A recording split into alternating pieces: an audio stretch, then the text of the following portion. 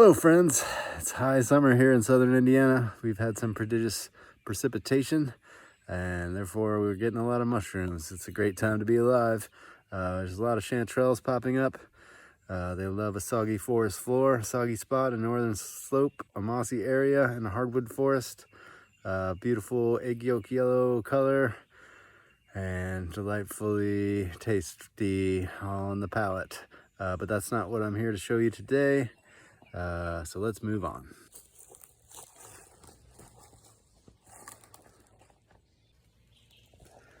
So these little beauties are the red chanterelle, red cinnabar chanterelle, Chanterellus cinnibarinus.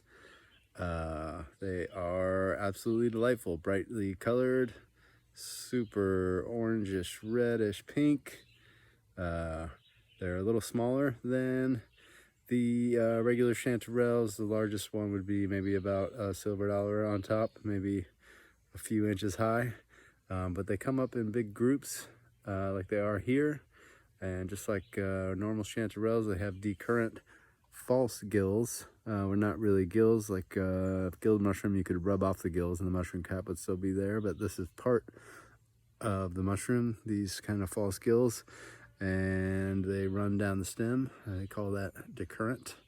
May not taste quite as good as a regular yellow chanterelle, but they are still delicious and add a beautiful bright color to any meal. If you want to gourmet up your plate, these would be a wonderful choice. So I was excited to find all these, and they're growing here on this north side of the hillside and the hardwood trees with the beeches and the maples and the oaks.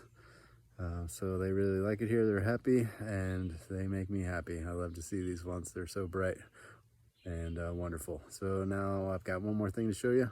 So let's move on to that. What is this very large mushroom coming out of the forest floor? Look at that thing, it's huge. This is the black staining polypore, Meripilus sumstinei. So here it is up close, the black staining polypore, or giant polypore, or rooster of the woods. Pale yellow, cream colored, very large, ridges underneath, cup shaped with a little lip. And any damaged spots will have that black staining reaction. Smells pleasantly mushroomy, much like a chicken of the woods. Just a really interesting mushroom, one you're probably not going to miss as it is so large and distinct. Here's a piece that I cut off about 4 or 5 hours ago. You can see how it's stained dark brown, kind of blackish.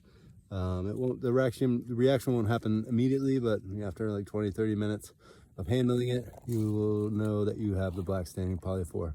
It is an edible mushroom. It's not the most desirable, but it's a good beginner mushroom because all the lookalikes are also edible. It's very fibrous and stringy, kind of have a groovy underneath.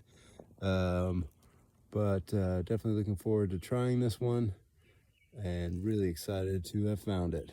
All right, so here we are a couple days later. There's the black staining polypore. I accidentally pulled it out of the ground. I feel sorry about doing that. It really is fibrous. I was trying to pull out some of the little more delicate mushroomlets. And pulled it out of the ground. They do have, they're definitely fibrous. They do have kind of like a long tooth that goes all the way down to the base. I ate like a teaspoon of it. It was absolutely delightful. Rooster of the woods, heck yes. I don't think I could tell the difference between this and chicken mushroom if I was blindfolded. Really delicious. However, I've never tried this before. I just had like a teaspoon and I did enjoy a little bit of throat tightness and tummy tinges. So that's just a reminder to only eat a tiny bit of a mushroom that you've never had before. Even though the book says you can eat it and the experts say you can eat it, that doesn't mean it will necessarily agree with your own body biochemistry. So just try to ease into a new mushroom.